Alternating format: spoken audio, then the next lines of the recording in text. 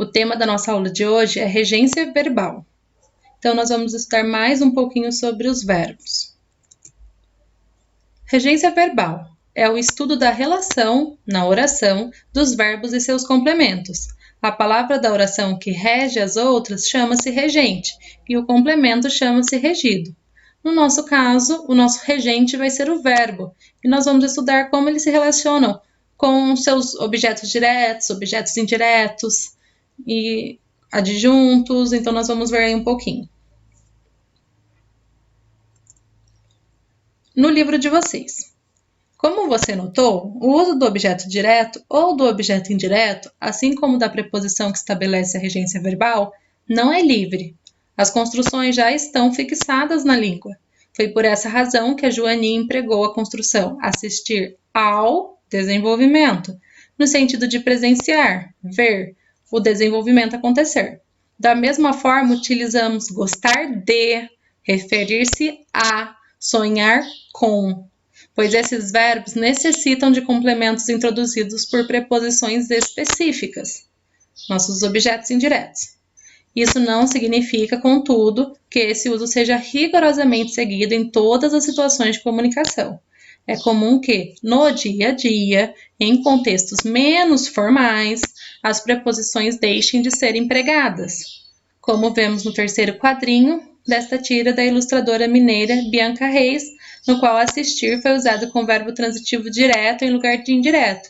Então, nesse quadrinho, que está lá na página 111, vocês vão ver que tem o verbo assistir sem a preposição.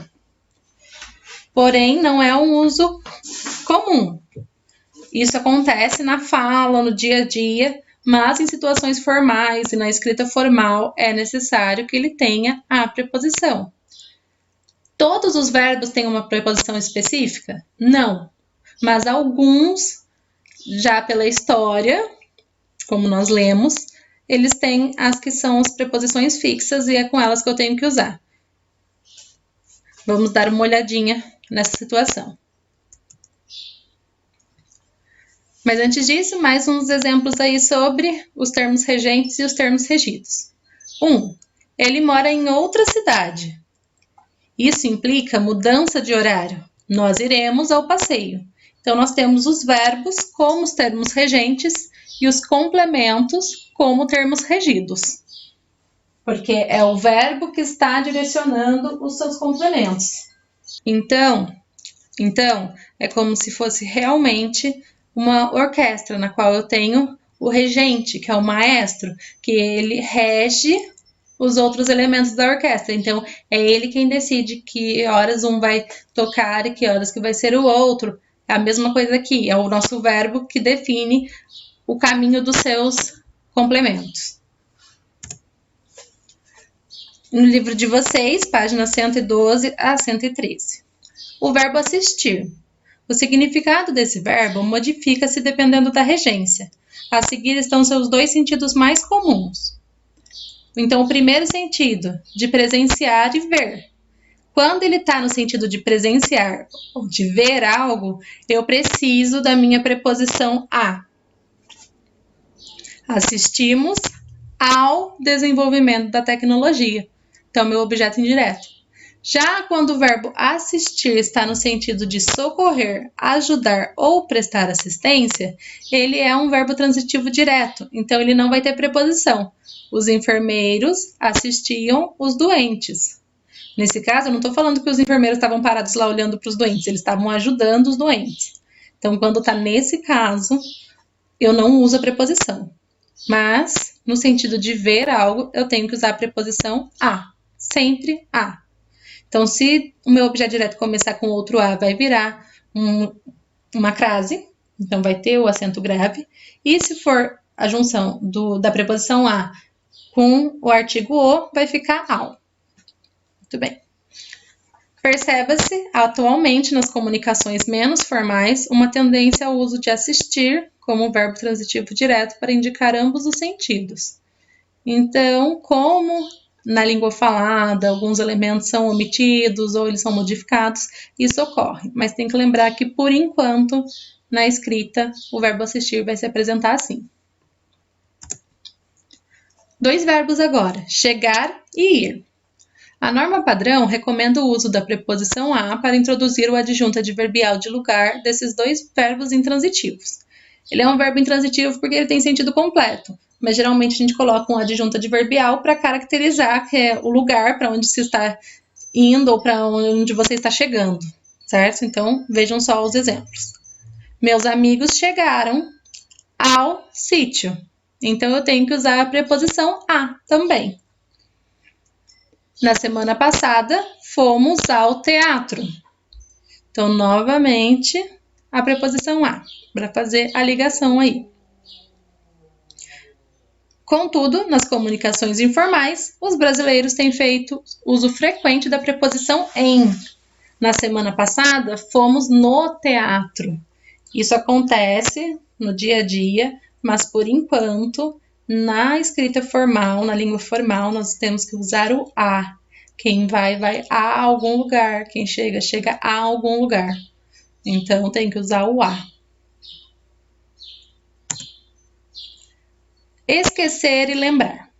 Esses verbos admitem as seguintes construções. Esqueci o nome daquela artista. Então, aí eu tenho um verbo transitivo direto. Esqueci o quê? O nome daquela artista. Agora, se eu estou usando com pronome esqueci-me, aí já vira um objeto indireto. Esqueci-me de quê? No nome daquela artista. Novamente, na linguagem informal, vemos também essas duas construções misturadas. Esqueci do nome daquela artista, quando na verdade era só esqueci o nome daquela artista. Então, se você usar os pronomes, daí tem que colocar a preposição de.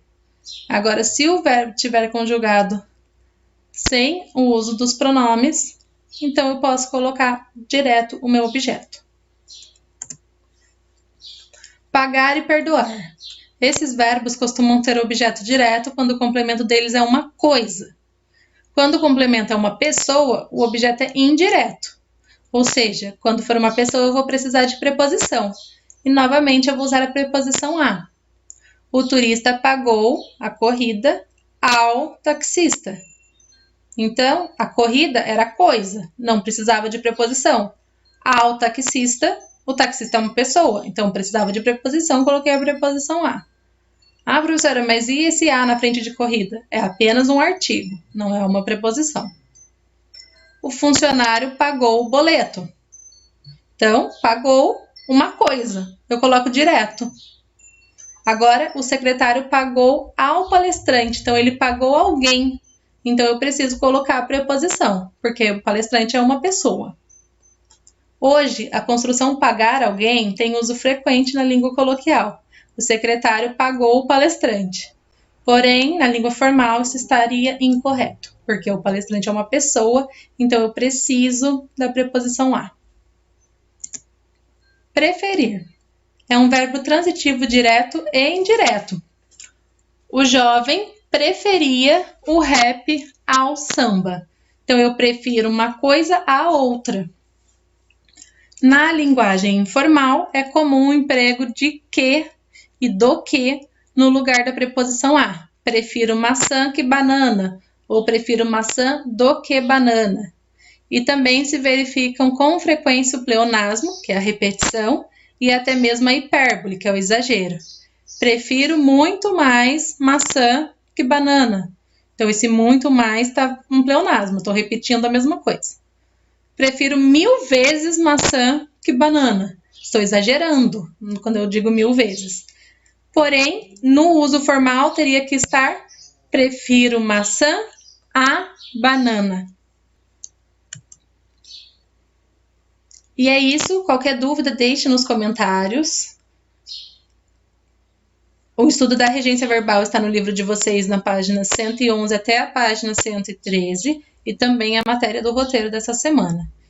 Então, até a próxima. Não se esqueçam de comentar nome e número, independente de onde você estiver assistindo ao vídeo, se for direto no YouTube, se for no Google Classroom, certo? E tchau!